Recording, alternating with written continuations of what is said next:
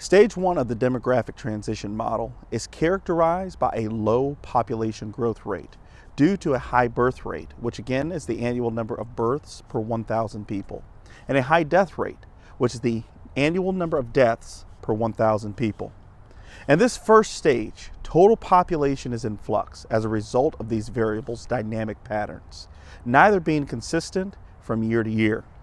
Because the birth rate and death rates are relatively equal to one another, there is little change in total population. But why are both rates high? There are a number of factors that can influence a country towards a high birth rate and a high death rate.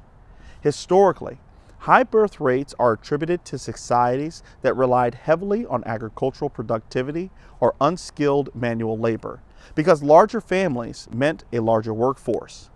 A high birth rate is often the response to a high death rate, as a country seeks to achieve or maintain replacement levels, which is the total fertility rate at least 2.1 births per woman. Through a deeper analysis of circumstances that lead to high death rates, demographers often point to the rate of infant mortality and life expectancies as rubrics for determining a high or low death rate.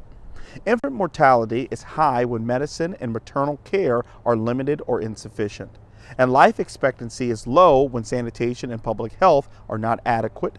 Social, environmental, and political action all have severe consequences during this stage to the population because the birth rate and death rate are so fragile. Stage one of the demographic transition model is considered the pre-industrial stage or pre-transition. And today, no countries are classified within stage one of the demographic transition model. This is quite a feat given that for all of human history up until the 18th century, all countries were considered within stage one.